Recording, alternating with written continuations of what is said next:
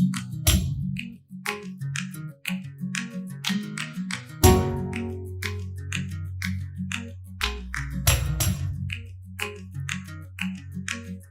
everyone, welcome back to the PWG channel. This year has been a challenging and a roller coaster of emotions and challenges for everybody. I believe that. And I know a lot of people are looking for opportunities elsewhere because things can get really rough in their home country, which is why Canada has become such a safe haven for a lot of foreigners and immigrants who want to transfer their skills here and gain some Canadian experience. Did you know every year 480,000 new foreigners choose to come to Canada to live and work? And these numbers just keep increasing annually, making Canada one of the largest melting pot of cultures. However, we all know during a pandemic like this, securing a work permit, let alone a permanent residency, is extremely challenging. So the next best thing is always to apply for a temporary resident visa. For a Canadian temporary resident visa, these can be valid for anywhere from 3 to 6 months to all the way to 10 years, and is a fantastic way for foreigners to actually come visit the city or province of their choice and see what it has to offer, what jobs are available for them, and if they can imagine what their life is like in Canada. Many foreigners choose to come to Canada first as a temporary resident, just so that they can enjoy Canadian lifestyle and see if they can assimilate. Remember, it is much easier to file for a work permit once you're already in Canada. So many foreigners choose this option so that they can fast track into the work permit process and then the PR process. So this video, I wanted to share 6 essential documents or requirements that are needed for processing your temporary resident visa in Canada. Let's get started. The first most important document that you will need to provide is your passport. This is an official document that verifies who you are and your identity in your home country. And this is also where your temporary resident visa will be stamped. So please make sure you have your passport ready. Another document that you might be asked at the border is a medical or health examination report. This is 100% required if you are applying for a visa for longer than 6 months.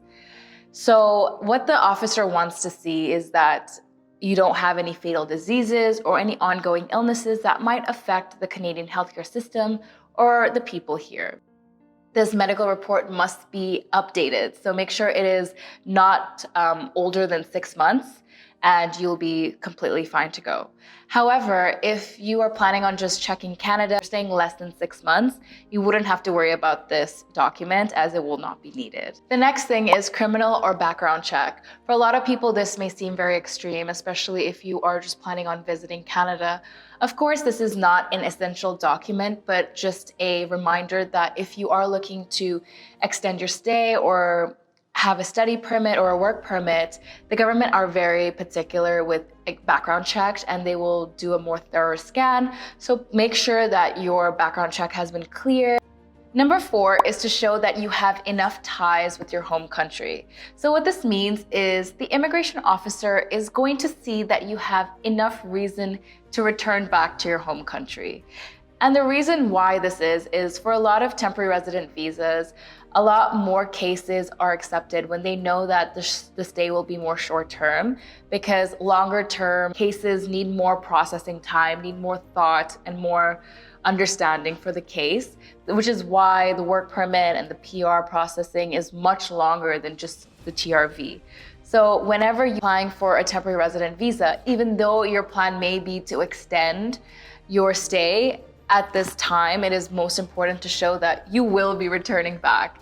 So things that you can show to show that you have enough ties will be to show an itinerary of a return ticket, or to show that you have property in your home country that you need to go tend to, or if you have family who is sick back home, or just little documents of proof to show that you do plan to leave Canada at some point and return back to your home country. The immigration officer will definitely want to see that you have enough money for your stay before approving your visa. So you can show proof by giving them your statement balances or a letter from the bank, just to show that you have enough money for your whole trip. Typically for around 2 to 3 months, around 2,500 to 3,000 Canadian dollars is considered enough money to sustain your stay. Also show receipts such as any Airbnb receipts or any hotel invoices that you may have, just to show that most of your lifestyle and living expenses are covered and there is nothing to worry about. It is also very common for people traveling to live with their family or friends. In that case, when you are applying for a visa, please attach a letter of invitation from your family members. Here we've attached a sample of letter of invitation, which you can use as a template when applying for your own. Some key information that must be present is the name of your friends or family member, date of arrival, city of residence, and your relationship to your family ties or friendship. So many people might be wondering, what about biometrics? Biometrics has been an essential requirement since 2019.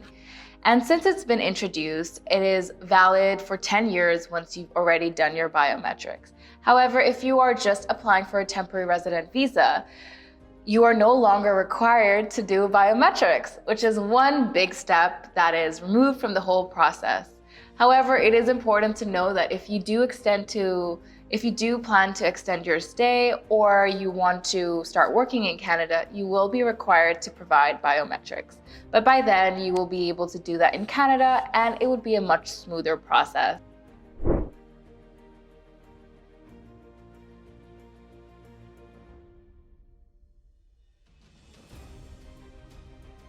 Firstly is a proof of vaccination.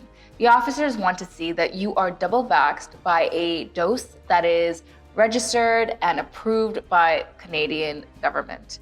Those are usually Pfizer and Moderna. Second thing is you have to show proof of a negative COVID result. This has to have been taken at least 72 hours before your arrival in Canada. For all passengers looking to fly to Canada, it is important to note that it is now a requirement for passengers to download a mobile app called ArriveCAN, and this is where you provide mandatory information about yourself.